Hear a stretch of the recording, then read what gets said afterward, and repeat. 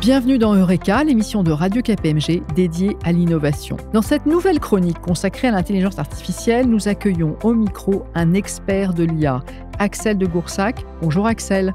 Bonjour Hélène, bonjour à toutes et à tous. Je suis très heureux d'être aujourd'hui sur Radio KPMG avec vous.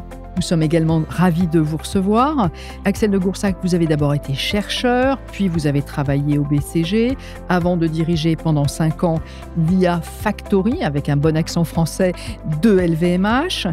Aujourd'hui, vous êtes associé KPMG en charge des sujets d'IA. Alors, au cours de cette chronique, nous allons voir ensemble que l'IA n'est pas de la science-fiction, que c'est déjà une réalité. En revanche, on le sait peut-être moins, l'intelligence artificielle est en train de transformer des pans entiers de l'économie, de la grande distribution au secteur automobile, en passant par la santé ou la banque. Donc, au fil de cette chronique, vous allez nous montrer, Axel, que l'intelligence artificielle n'est pas juste un outil, juste une technologie. C'est avant tout un moteur, un levier de transformation qui bouleverse déjà certains modèles économiques. Et ce mouvement va s'amplifier dans un avenir très proche. Effectivement. On parle aujourd'hui beaucoup d'IA comme un levier de compétitivité pour les entreprises. Et c'est vrai. Mais ça va beaucoup plus loin. L'IA peut en fait transformer les modèles d'affaires. C'est ce qu'on appelle les business models. Ça veut dire que l'IA change la façon même dont une entreprise crée de la valeur. Avant, on vendait un produit ou un service. Et avec l'IA maintenant, on vend de l'intelligence en continu. Des recommandations, des expériences personnalisées, des services prédictifs. Les entreprises ne se contentent plus de répondre seulement à un besoin, elles vont l'anticiper. Et surtout, elles passent d'un modèle transactionnel à un modèle récurrent basé sur la donnée. Et c'est ça, la vraie disruption, la vraie transformation. On ne vend plus seulement ce qu'on a, on vend ce qu'on sait et ce qu'on peut prédire. Alors, à vous écouter, c'est très enthousiasmant. On a envie d'en savoir un peu plus. On va illustrer vos propos, Axel, avec des exemples pris dans différents secteurs de l'économie. Commençons par la grande distribution, par exemple. Oui, très bon exemple. Donc, avant, les enseignes de supermarchés vendaient des produits. Aujourd'hui, grâce à l'IA, elles deviennent des médias qui vendent de l'audience et de la donnée. Donc concrètement, qu'est-ce que ça veut dire ? Elles monétisent leurs données clients auprès de grandes marques, par exemple Nestlé, Coca-Cola, pour en citer seulement 2, pour des publicités ciblées ultra précises. C'est ce qu'on appelle dans le jargon le retail media. Et donc, le résultat, c'est que les marges ne viennent plus seulement des produits vendus, mais des services vendus aux fournisseurs. Dans l'édition 2025 de notre étude KPMG Intelligent Retail, on voit que 82% des répondants estiment que les retailers qui adoptent l'IA auront un avantage concurrentiel par rapport à leurs compétiteurs, et notamment grâce à leurs données. Donc on voit que la grande distribution devient en fait un acteur tech en concurrence directe avec Google ou Meta. Et ça, c'est vraiment un changement de modèle radical. Et donc, si je vous suis bien, Axel, ça veut dire que l'IA permet de monétiser la donnée au lieu de vendre des produits ? Exactement. Enfin, ça n'empêche pas de vendre le produit quand même. Mais la grande bascule, c'est que la donnée devient le cœur du modèle économique. Avant, la donnée était un sous-produit. Aujourd'hui, ça devient l'actif stratégique. Donc, les entreprises qui gagneront demain seront celles qui savent capturer, collecter, analyser, puis activer leurs données pour créer ces services. Et donc, c'est pour ça que des acteurs de la grande distribution peuvent rivaliser avec des géants de la tech. En fait, l'IA permet de créer des revenus là où il n'y en avait pas avant. Alors, on va continuer de voir ce qui se passe dans l'économie. Et dans le secteur de la santé, comment l'IA va-t-elle transformer les choses ? Autre secteur bien impacté. Donc, oui, dans la santé, l'IA permet aussi un changement incroyable. En fait, pour simplifier, on passe de la vente de médicaments à la vente de résultats cliniques. Donc, qu'est-ce que ça veut dire ? Certains laboratoires commencent à proposer des modèles Pay for Performance. Ça veut dire que le médicament est remboursé uniquement s'il guérit le patient. C'est pas mal. C'est une belle promesse. Et comment c'est possible, ça ? Parce que grâce à l'IA, on peut suivre en temps réel l'efficacité d'un traitement grâce, par exemple, à des capteurs ou à des applications. Et ça, c'est un changement total de logique économique. On ne paye plus seulement pour une molécule, mais pour un résultat de santé. Et ça pousse les labos à devenir des plateformes de R&D accélérées à la frontière entre santé et technologie. Donc on voit que la technologie infuse dans la grande distribution, dans le secteur de la santé. Dans l'automobile, on a aussi beaucoup déjà parlé d'IA. C'est déjà un sujet auquel ils s'intéressent, les grands fabricants automobiles, les grands constructeurs automobiles. Oui, depuis plusieurs années déjà, hein. Donc là aussi, la transformation est énorme. Avant, typiquement, un constructeur gagnait sa vie en vendant des voitures. Et aujourd'hui, avec l'IA, les voitures deviennent on peut dire, des ordinateurs sur roues. Donc Tesla, BMW ou Mercedes, par exemple, proposent de payer un abonnement mensuel pour débloquer des options, comme le chauffage des sièges ou l'autonomie avancée. Et c'est ce qu'on appelle le modèle Software Defined Vehicle. Ça veut dire que vous achetez une voiture, mais vous payez ensuite pour des services numériques qui évoluent dans le temps. Et ça aussi, ça transforme complètement le modèle. L'achat unique devient un revenu récurrent, par exemple, on pourrait dire comme un Netflix de la mobilité. Et ça ouvre la voie, pour le futur, à des flottes autonomes en Mobility as a Service, comme le font Waymo ou Cruise, par exemple. D'accord. Alors, j'imagine, Axel, que vous êtes fin connaisseur de l'intelligence artificielle, hein, c'est pour ça qu'on vous a invité aujourd'hui, et des transformations que cette IA induit déjà dans l'économie. Et est-ce qu'on peut dire qu'il y a des tendances communes que vous avez déjà identifiées dans cette révolution? Est-ce qu'il y a des grandes similitudes? Si on essaye de tirer ce qu'on a appris de ces trois secteurs, on peut dire qu'on retrouve toujours trois grandes tendances. Donc la première, c'est l'hyper-personnalisation. L'IA permet d'adapter les offres en temps réel et à l'individu, à un niveau très granulaire. La deuxième, c'est les revenus récurrents, on en a parlé. On passe de la vente ponctuelle à des abonnements ou à des paiements à l'usage.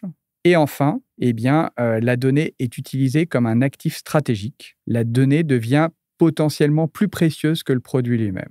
Et donc, plus une entreprise possède, capte et utilise des données riches et variées, plus son IA sera performante et plus elle pourra se différencier de ses concurrents. Ça veut dire que l'IA transforme des secteurs traditionnels maintenant en plateformes intelligentes, capables d'anticiper les besoins des clients et de monétiser cette intelligence. Et c'est ça, pour moi, la vraie disruption. On ne vend plus seulement ce qu'on fabrique, on vend ce qu'on sait sur vous et sur vos besoins futurs. Alors là, on a beaucoup parlé d'industrie, de santé, de grande distribution. Allons un peu dans la finance. Prenons un dernier exemple dans la banque et l'assurance. Quel changement majeur va apporter ou apporte déjà l'intelligence artificielle? Là aussi, c'est une révolution silencieuse. La banque et l'assurance sont en train de passer d'un modèle de produits standardisés. Donc, par exemple, on achète un crédit, une assurance santé, à un modèle de plateforme intégrée dans la vie quotidienne. L'IA permet de créer, par exemple, des assistants financiers intelligents qui vont prédire vos besoins. Attention, vos dépenses augmentent. Est-ce que vous voulez étaler le paiement? Ou alors, voulez-vous souscrire une assurance voyage automatiquement pour ce voyage réservé sur Booking? Ça, c'est ce qu'on appelle l'embedded finance. La banque devient invisible et intégrée dans vos parcours du quotidien. Donc, dans l'autre secteur de l'assurance, on voit aussi des modèles où le prix varie en temps réel selon votre comportement. Donc, il y a certains assureurs qui vont proposer d'adapter le prix de l'assurance auto selon votre façon de conduire. Donc, ça va faire des heureux et d'autres moins heureux. Notamment les femmes, qui conduisent visiblement mieux que les hommes, ou du moins qui ont moins d'accidents. Et donc, le résultat, c'est que la donnée comportementale va devenir le vrai produit et la banque ou l'assurance deviennent des services fluides, invisibles, qui s'adaptent à ce moment-là en permanence à l'utilisateur, au client. Alors, depuis quelques instants, j'entends en fait ce mot data, ce mot données en français.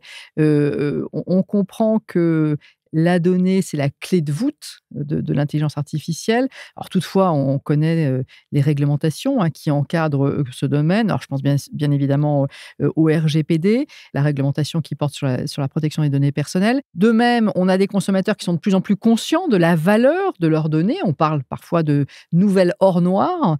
Des consommateurs qui sont parfois aussi réticents à les transmettre, ces données. N'est-ce pas là des freins aux transformations de l'économie que vous avez évoquées il y a un instant? Oui, c'est vraiment une question très importante, hein. La donnée est à la fois un levier majeur de transformation via l'IA, c'est ce qu'on a discuté, et c'est aussi un sujet très sensible.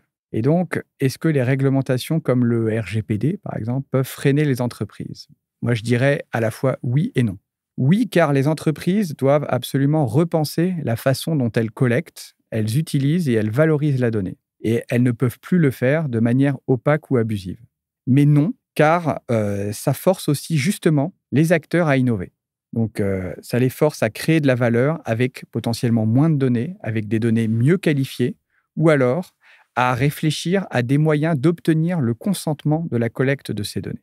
Et surtout, les entreprises qui sauront établir une relation de confiance avec leurs clients en étant transparentes sur l'usage des données et en proposant une vraie valeur ajoutée en retour, ce sont ces entreprises qui auront un avantage concurrentiel énorme. Donc les entreprises doivent être très, très vigilantes sur le sujet de la donnée. On parle aussi de plus en plus d'IA agentique. Et là, on fait référence à des agents autonomes qui interagissent à notre place.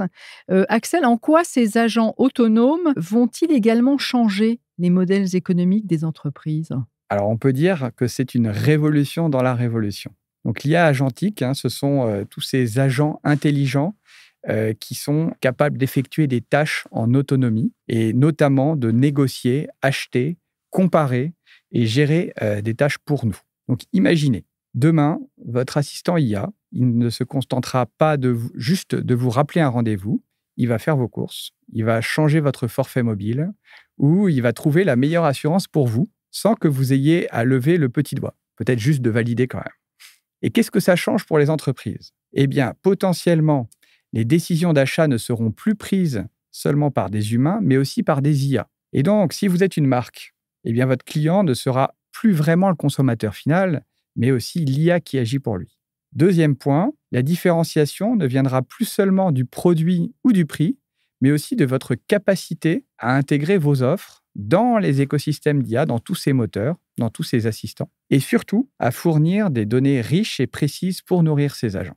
Et enfin, ça redistribue totalement le pouvoir. Les entreprises qui maîtrisent l'interface avec les agents IA et qui possèdent les données, ça on l'a bien dit, ces entreprises seront dans une position stratégique pour capter et récupérer la valeur créée par l'IA. Donc, par exemple, demain, un Carrefour ou un Amazon pourrait ne plus juste être une plateforme e-commerce, mais un fournisseur d'accès à des agents IA qui achètent à votre place. L'IA agentique, ça accélère encore plus la disruption et la transformation de nos industries. Alors, nous arrivons presque au terme de cet entretien. Axel, pour conclure, auriez-vous un conseil à prodiguer aux entreprises qui nous écoutent ou souhaitez-vous partager votre vision, en fait ? Et notamment, et là, je pense aux entreprises qui hésiteraient encore un peu, peut-être, à se lancer dans un projet d'intelligence artificielle. Oui, alors, en regardant le marché, mon conseil est plutôt simple. À mon avis, n'attendez pas pour comprendre complètement l'IA et ses impacts. N'attendez pas d'avoir tout compris pour se lancer. L'enjeu, il n'est pas seulement technologique, il est aussi stratégique. Et puis, c'est aussi un enjeu d'adoption. Donc, les entreprises qui ne transforment pas leur modèle économique dès maintenant, elles risquent de perdre des parts de marché au profit, justement, de ceux qui auront su capter rapidement la valeur de la donnée grâce à l'IA. Et donc, en clair, ne vous demandez pas si l'IA va transformer votre business, mais comment vous allez en profiter avant vos concurrents. Voilà, juste peut-être un point d'attention. Cette révolution, elle impose aussi des responsabilités. Les entreprises doivent promouvoir un développement éthique et responsable de l'IA, donc notamment s'assurer que leurs algorithmes sont transparents, veiller à éviter les biais, protéger la vie privée des utilisateurs. On a vu que ça, c'était très important pour établir une relation de confiance. Évidemment, respecter les lois et réglementations en vigueur, notamment, on en a parlé, le RGPD, tout ce qui va concerner la propriété intellectuelle, et l'AI Act, par exemple. Et enfin, développer des modèles durables. En résumé, retenons que l'IA est le moteur des modèles économiques de demain, et j'ai presque envie de dire d'aujourd'hui même.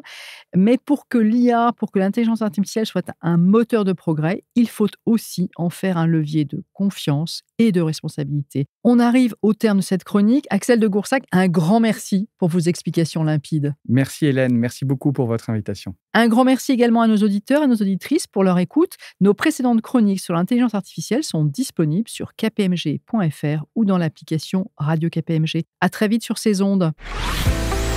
Eureka, une émission de Radio KPMG.